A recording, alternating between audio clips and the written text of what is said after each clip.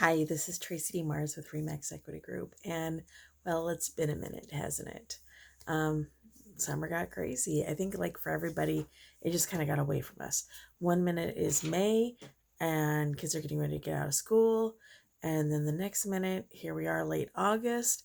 Kids are getting ready to go back to school. We're back to masks.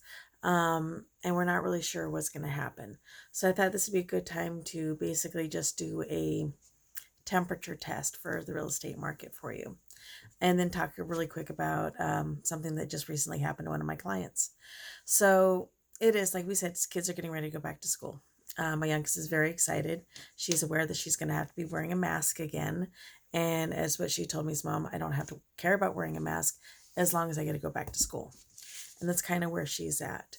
However, as of Monday, the most of us are back on a mask mandate, which also means when we're showing homes or we are required to be wearing masks inside the home again. So whether you are a proponent for masks or you hate masks, as of Monday, we are back into the fact that when you are with a realtor and you're walking into someone's house to show that home, to see that home, you are required to wear masks again. So just something to be aware of. I will be keeping a box of masks in my car again because I took that out thinking, well, we're almost done. But, surprise. Who knows what's going to happen this year. And excuse the shaking as my kitty thinks he wants to be involved. So where is going on with the market? Well, I know earlier this year, everyone was saying, well, the market's so crazy, multiple offers, everything's going nuts. We're going to build. And building is a great idea. I have built a couple homes. I've had clients build many homes. And for a while there, that was kind of the way it was working. However, with the jump in material and costs and labor and everything else, building has also gone through the roof. It is, again, more expensive to build than it is to buy a home that's already standing. There are a couple of builders who normally you make a contract to build a home with their agent and the builder. Everything's great. The home is like 6 to 9 months out. And the only price it changes when you're building are the upgrades that the person you're building with add to the home. So it starts off at a base price. Okay. And the base price includes these items that you'll get a list of. But if you want any upgrades, then that is an additional cost, and you add that to the purchase price. And normally that's kind of the way it works.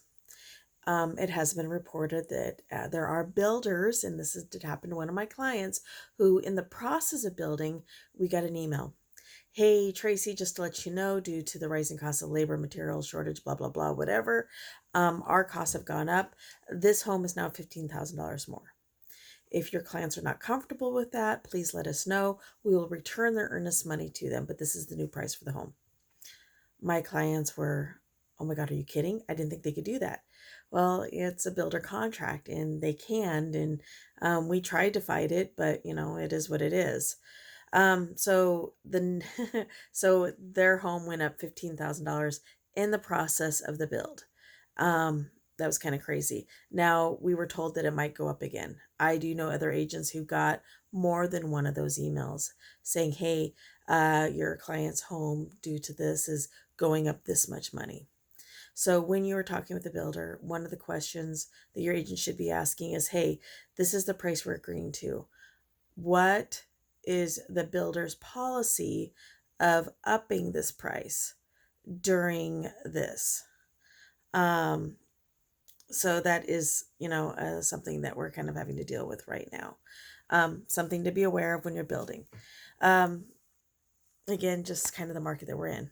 So let's go to, since we talked about that really quick, and I will do another video on the process of building with a builder, because there's building with a builder in a development and then building, of course, on bare land.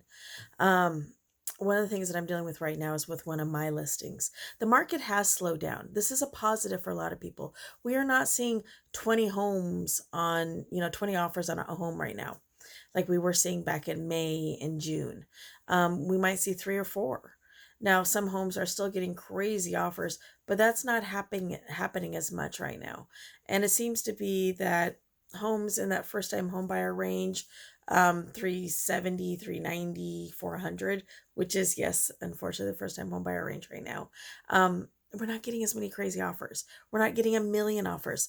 I have a client whose house was 380, 3 bedrooms, 2 bath, 1,264 square feet, Pioneer School District, which feeds into Union. A really cute ranch home, vaulted ceilings, granite counters, nice big yard, covered back deck. Really cute house. I mean, it was adorable. We only had 4 offers on it, and they didn't get crazy, which was nice. Well, it depends on if you're the buyer or the seller, right? What nice is. But unfortunately, here we are a week from closing, and we got the dreaded email that, hey, yeah, my buyer's lost financing. So my clients are having to go back on the market, and they are very, of course, they're devastated. They are getting ready to move across country. They've given notice to work. They've got pods coming. They're supposed to close next week. And now here we are getting ready to start all over. Sometimes this does happen. So there are 4 legal reasons for a buyer to back out of a contract and get their earnest money return. The first one is inspection. If the inspection can't be resolved, both parties can't come to terms and agree, the buyer has every right to back out and get their earnest money returned, and all they are out is the cost of the inspection. The next one, of course, is homeowners insurance and title. And if you can't get affordable homeowners insurance on the property, you can't get a free and clear title, that is a reason for the buyer to back out and get their earnest money back. The third one is appraisal. If the home does not appraise, even with a 22ED low appraisal addendum, if the home doesn't appraise, the buyer still has the right to back out and say, hey, yeah, the home didn't appraise for what we were trying to buy it for. Seller, will you come down a price? Or they can say, no, just, we don't want to buy the home and get their earnest money back. And then the fourth reason is financing. And this is what, of course, the buyers are saying. We lost financing. A pre-approval doesn't mean that you're guaranteed a home. A pre-approval is very important. You can't even make an offer without a pre-approval, but a pre-approval doesn't mean that you're guaranteed to buy this home, that things can't happen.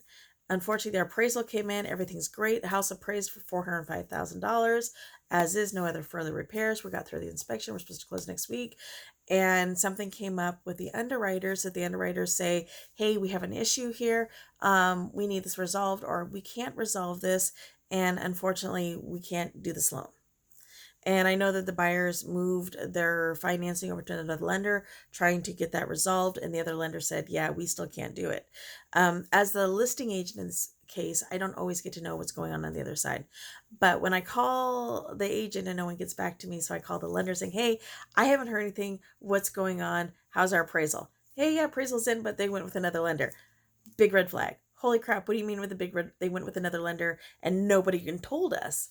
So I called the other agent. It's like, oh, yeah, we're having some issues, but we're getting resolved. It's fine. It's going to be fine. It worked out. That was Thursday. Friday, yep, unfortunately, couldn't get it resolved. The buyers have lost their financing. And here's the documentation saying that we are backing out and earnest money is returned to the buyers. My clients are devastated. They're getting ready to move. They've given notice. Like I said, they've got pods coming week before closing, and now we got to start all over. Now, the bright side is we don't have to go through another appraisal. We've got an FHA appraisal. So if we get another FHA buyer, which is 90% of buyers, we're going to be okay. They can use that appraisal, which means for the buyer, this is going to save them money because they don't have to go through that process again, and we can close in a sooner time period. But we still have to go back on the market. Who knows now what kind of offers we're going to be seeing, because the market again has slowed down for a lot of people. Is it still crazy? Yeah. Is it as crazy as it was this year? No, it normally isn't. Remember, real estate runs on a good cycle. July and August tend to be slower months because a lot of people are doing, especially now when they released everything to go on vacations, a lot of people were doing vacations. It got super hot. Nobody wants to go look at houses when it's hot. They want to go to the beaches, the lakes, the rivers, anywhere but in a car with your realtor to go look at houses.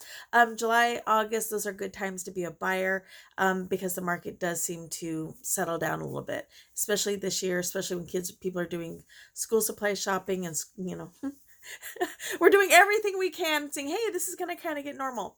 Now, as we're coming into late August with the mandates and everything else, I'm not sure if we're going to see some uncertainty in the market and what that's going to do to it again. So kind of where we're at. Now, this message went all over the place, and I apologize. As always, if you got questions, something's not coming up, something's not clear in what I said, please, by all means, email me at traciedmars@aol.com. You can pull up my name and it'll come up. You can call me 360-903-3504. Whatever you need to do, whatever I can do to help, all you got to do is holler. But currently we are still teaching home buyer and home seller classes, and we have home buyer classes in person for right now at Marshall Community Center.